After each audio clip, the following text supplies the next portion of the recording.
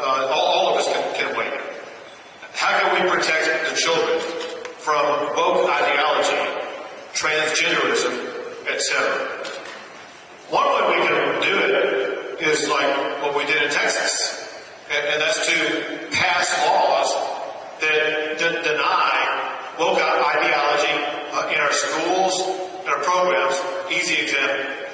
This last session I worked with Riley Gaines. We wanted to make sure that we would not have men participating as women in women's sports, and with Riley Gaines' help, a bill by the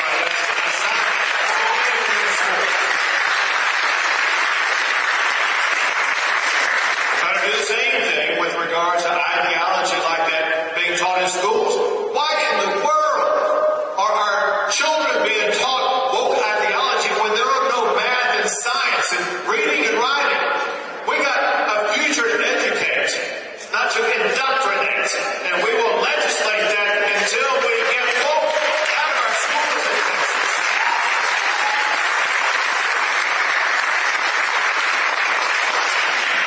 Go for it. All right. It's a tough one to follow, man. You gotta bring it down a little.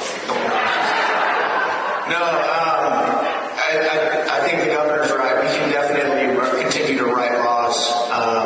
But one thing I want to say to this crowd is this is a country of, by, and for the people. We, the people, have to get loud. We have to start showing up to school board meetings. We have to get engaged. We have to become activists. And I know that sometimes the word activism and activist has a negative connotation. We think of, crazy people when we think of activists often, but activism is just getting active.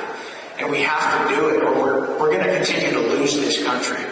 And, I do want to point something out, because I was talking to my team after, winning my primary here a couple weeks ago, and they told me that only a little over 30% of folks voted in our primary.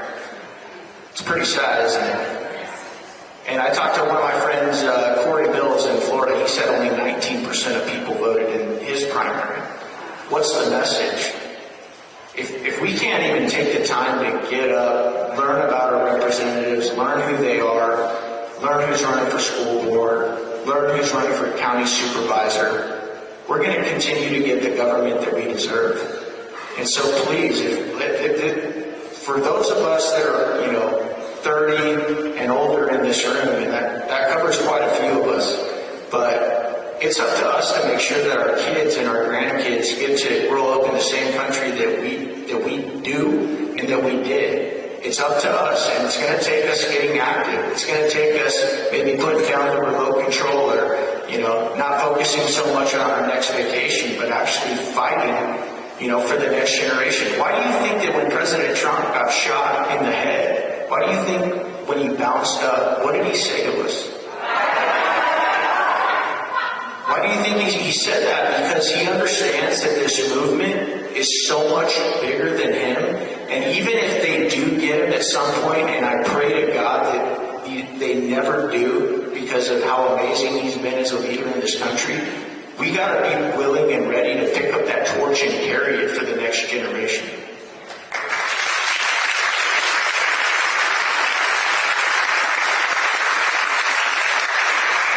I think Governor Abbott said it very clearly, what he's done and what we need. And we need President Trump in office, and we don't have to worry about that. I went to school, and my mom and my dad sent me to school, and they always told me, you're going there to learn. We're going to educate you in our home. And they gave me my education, and they know what's right from wrong. And if you think on that question, just imagine Governor Tim Walz and Kamala Harris in the White House on that question. I look at Governor Walz, and just take this for what it's worth. I look at the man, I don't know him, but don't wear boots and Wranglers and a Carhartt shirt and a camouflage hat and hold a pig at the Minnesota State Fair and then put tampons in 4th grade boys wrestling. You know what we call it on the farm? It's a counterfeit.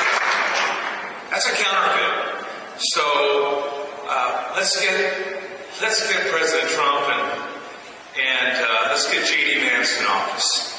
And we can take a little breather after 60 today.